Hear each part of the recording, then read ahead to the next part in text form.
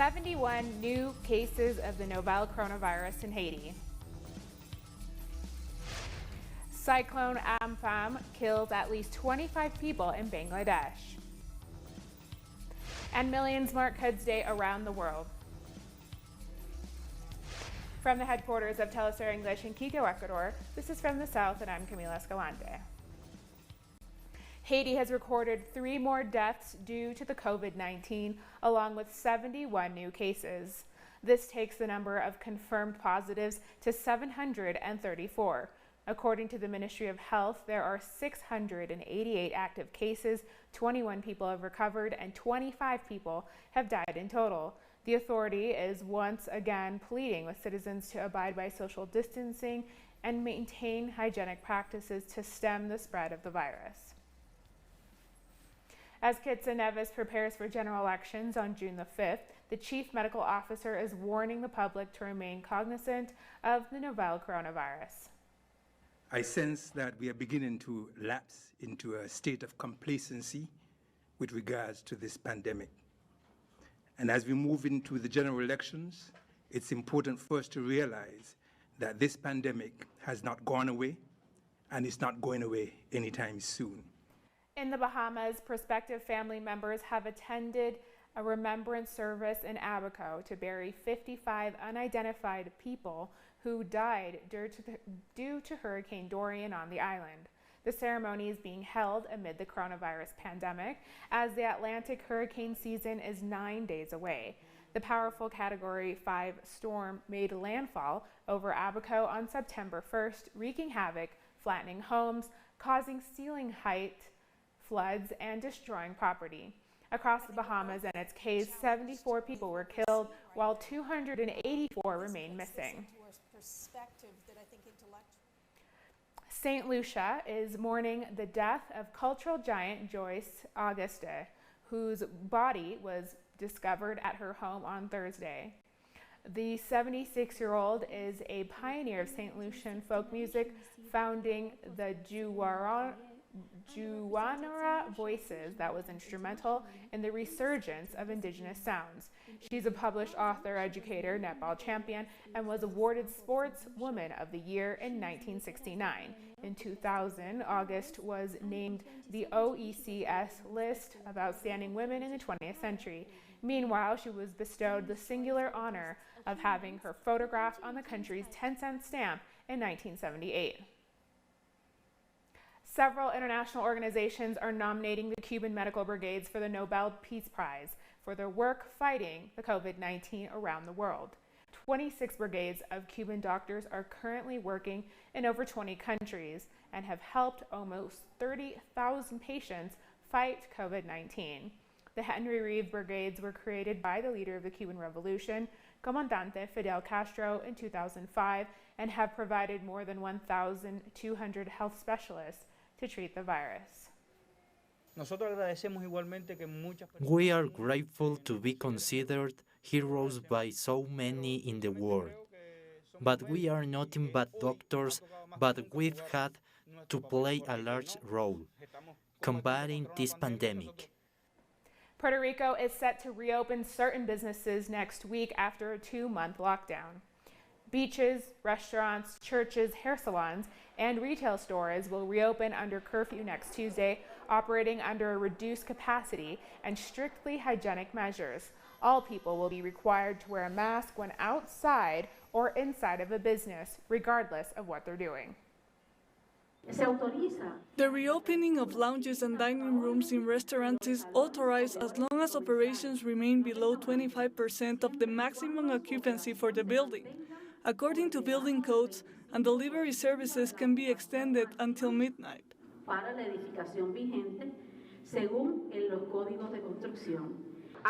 We stayed open and working so that the public would see us, but the impact has been hard. We have been able to continue paying the employees, but the customer flow has been very poor. We recently had a slight increase in sales, but the impact has been significant. We'll take a short break now. Don't go away. Welcome back. Venezuela has alerted the UN Security Council and UN Secretary General of the imminent use of military force by the United States against Iranian ships carrying fuel and headed for Venezuela. The letter says that today, as part of its maximum pressure campaign, the United States is threatening those 5 Iranian tanker ships whose fuel headed for Venezuela would serve to alleviate the country's fuel shortage. If the provocations and threats of the United States materialize, it says, an act of war established in international law, such action not only constitutes a warlike military aggression against an Iranian merchant ship, but also against the Venezuelan people. Venezuela has insisted that the Security Council urgently adopt measures to put an immediate end to the warlike policies of the United States in order to avoid the escalation of tensions which endangers the peace, security, and stability of the region. And according to the Venezuelan government, Colombia is serving as a center of operations for mercenaries and for the development of terrorist plots against the Bolivarian nation. Por encontrarse lleno lo extremo exigido en el artículo 236 del Código Orgánico Procesal Penal. Venezuela has detained more than 60 mercenaries who were involved in an attempted incursion in the country. We met with Captain Antonio Sequea in the city of Bogota, and he proposed a military operation that was being organized by the U.S. government, led by President Donald Trump. Testimony provided by the mercenaries point to having been trained by paramilitary groups in Colombia's Riohacha and Guajira regions.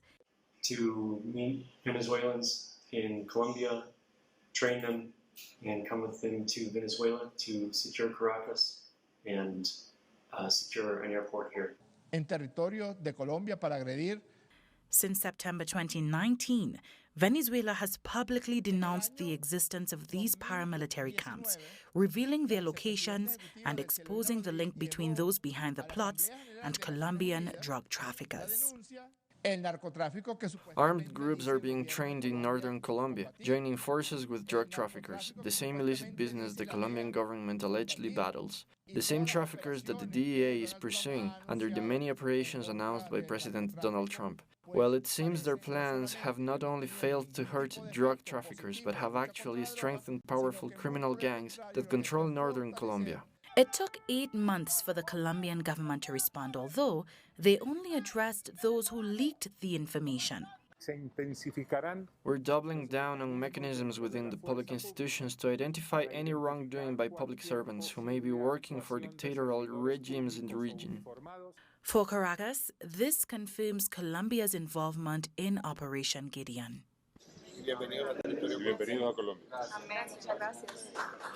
Their plan commenced when they called on Venezuelan soldiers to desert the military over a year ago. What you are doing will undoubtedly generate a domino effect in your country. What you are doing is very brave. That same day, opposition figure Juan Guaido congratulated the deserters that would supposedly fill the ranks of an armed invasion into Venezuela. Congratulations for standing by the Constitution. This former Venezuelan soldier had publicly deserted the military hours before driving an armored truck through a border crossing, running over at least 2 people. He is one of the mercenaries captured during the foiling of Operation Gideon. Canada does not deserve a seat on the UN Security Council. That's what a new petition by the Canadian Foreign Policy Institute says, saying that Canada, despite its peaceful reputation, is, quote, not acting as a benevolent player on the international stage. Among those who've already signed are Palestinian Solidarity and Middle East peace groups, as well as a number of organizations fighting against the displacement and crimes committed under transnational extractivist operations headquartered in Canada but also seen all around the world in its operations. The petition will be delivered to UN member states prior to the vote for the Security Council seat in June. And Prime Minister Justin Trudeau was asked about Canada's bid during one of his daily COVID-19 press briefings earlier this week. Well, I don't think there's any real division on that. I think all Canadians want Canada to have a strong and reasonable voice on the international scene, and that's what we're always seeking to have. The Security Council of the United Nations is one means of ensuring that our values are shared and that we can push for more cooperation between countries and more multilateralism. And we can do that with a seat at the UN Security Council. But it is one way of pursuing our engagement with the rest of the world and not an end in itself. The unemployment crisis in the United States continues to worsen during the COVID-19 pandemic. According to the Department of Labor, nearly 39 million people have lost their jobs despite the easing of restrictions. A projection by the Federal Reserve points out that the unemployment rate could hit 25%. However, the country also faces the coronavirus crisis, which has continued to intensify over the past 2 months with over 1.5 million cases and almost 95,000 deaths reported.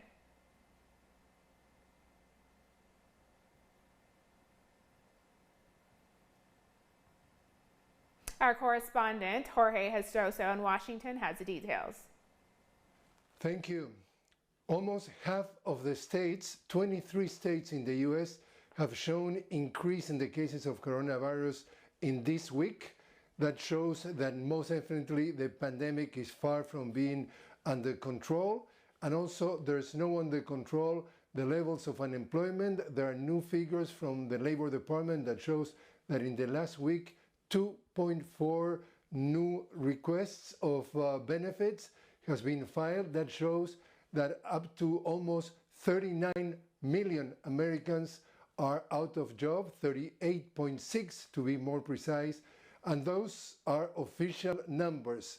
They're estimated that between 8 and 12 million unemployed also are not necessarily reflected on those figures. That means that we're talking about 50 million Americans unemployed. And according to different experts, over 40% of those claims are going to end up being a permanent and definite loss of jobs. So the situation is the worst since the Great Depression of 1930.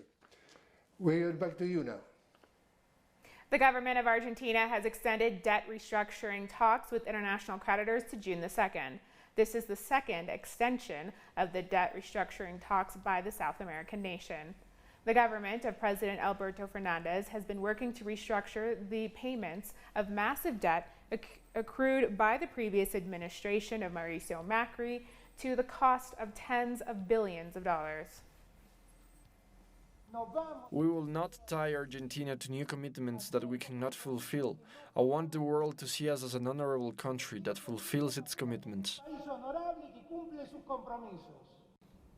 And therefore we will do no more than what we must do, so that the commitments we make to our creditors do not mean a further neglect of our people.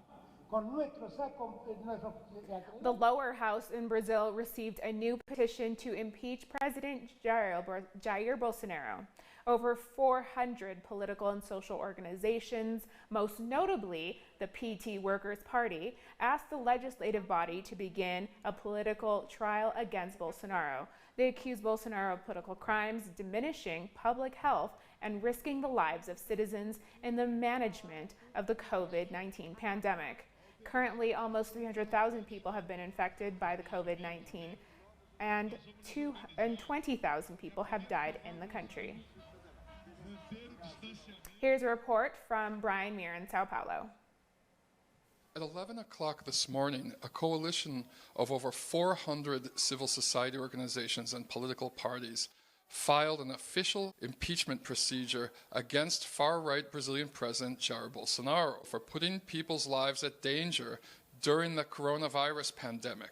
Now, there are already impeachment requests against Bolsonaro sitting in Brazilian Congress, and Bolsonaro has recently allocated 80 billion reais in funding for pet projects from all of the different congressmen in order to try and buy their support against the impeachment. But what makes this request different from all of the others that preceded it is that it's part of an actual social movement, and the idea is that together with this impeachment request, there's other activities that are going to happen. First of all, Congressman Paulo Teixeira also introduced last week a constitutional amendment which would immediately call for reholding the elections in case of impeachment. The PT believes that it isn't a step forwards to remove Jair Bolsonaro and put military General Hamilton Mourão, who is his current vice president, in power. So part two of the fight is to cancel the 2018 presidential elections for fraud, and there's ample proof that fraud took place. Finally, this impeachment request is connected to a national campaign called Out with Bolsonaro, in which all of the civil society groups that joined in the impeachment request today will work to pressure people in their communities to educate the people about the dangers that Bolsonaro is wreaking on Brazilian society through his disastrous handling of the coronavirus pandemic. And the hope is with that, his popularity levels will be pushed down below the 20% mark. Currently, he's polling at around 27%. And it's of the opinion of the PT and the partner organizations that the impeachment won't be politically viable until this number drops below 20.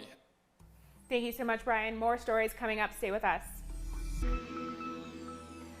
Cyclone Amphan has killed at least 25 people and caused extensive damage in Bangladesh. Officials in West Bengal and Bangladesh said that they were currently trying to assess the extent of loss and damage, especially in the Sundarbans mangrove forest, a UNESCO World Heritage Site, about which information was still trickling in. Some 10 million people were affected and some 500,000 people may have lost their homes. Millions around the world are marking International Quds Day. Palestinians and those in solidarity with the cause calling for the freedom and the return of the free nation of Palestine are replacing street rallies with online events, and they're also celebrating within their vehicles amid the coronavirus pandemic. Al-Quds being the Arabic name for Jerusalem, the event usually takes place on the last Friday in the month of Ramadan and was introduced by Iran's founder, Ayatollah Khamenei, following the Iranian Revolution in 1979.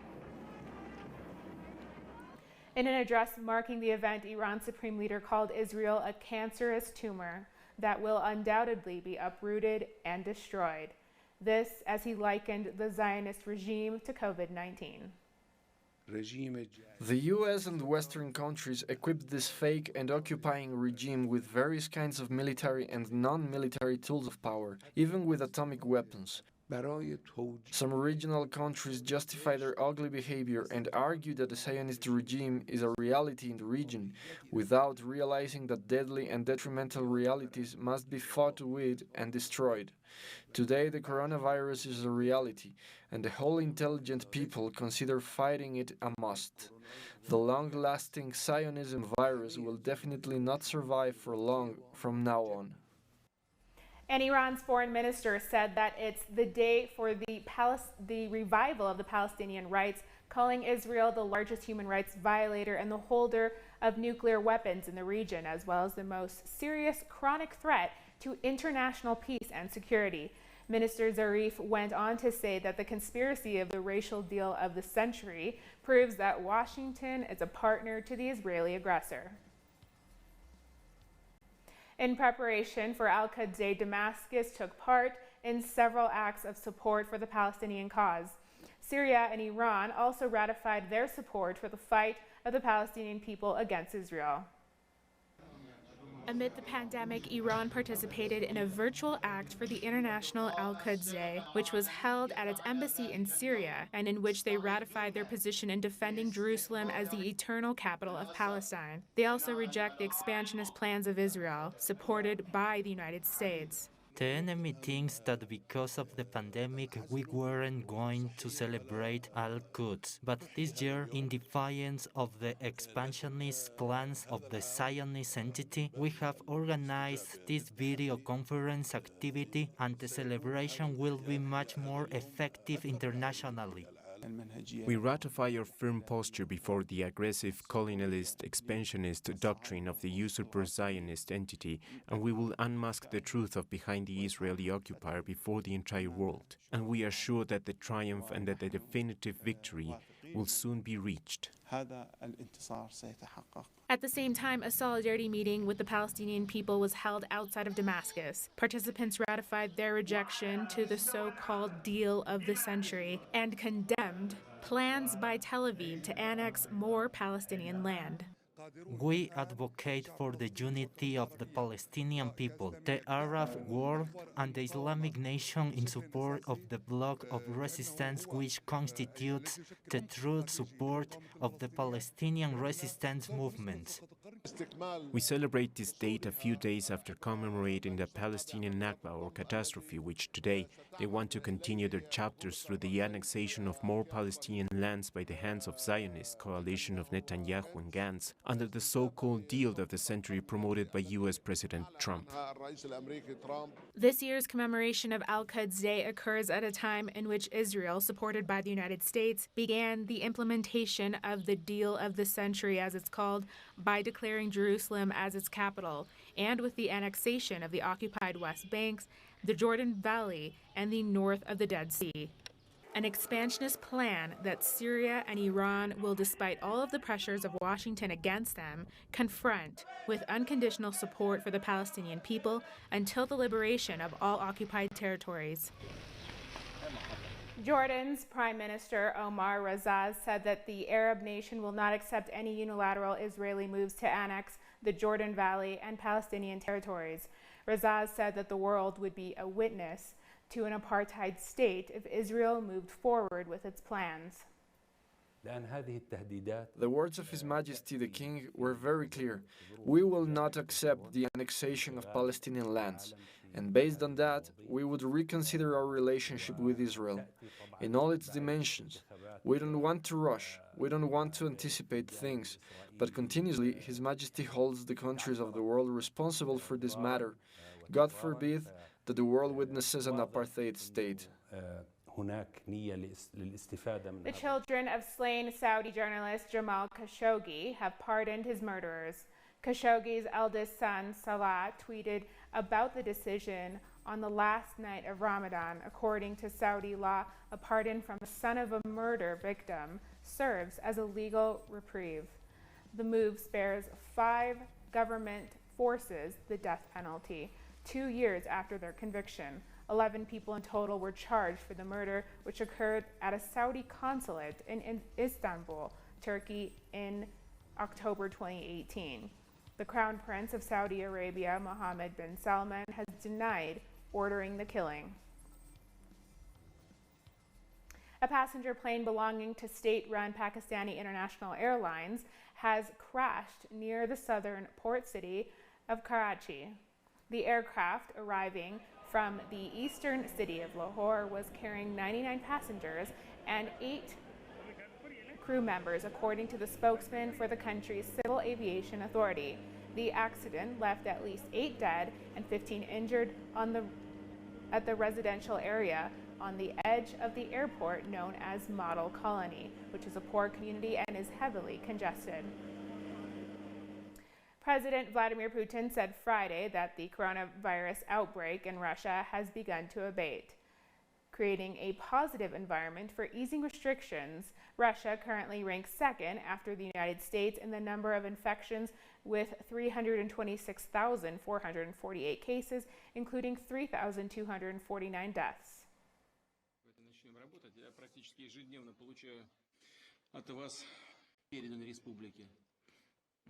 Позднее мы приняли решение возвести еще 2. Ситуация в целом в стране стабилизируется. И в Москве, которая первой столкнулась с эпидемией, и во многих других регионах России началось постепенно. We've come to the end of this news brief. You can find these and many other stories on our website at telestarrenglish.net. And you can find us on social media. We're on Facebook, Twitter, and Instagram. For Telestar English, I'm Camila Escalante. Thank you for watching.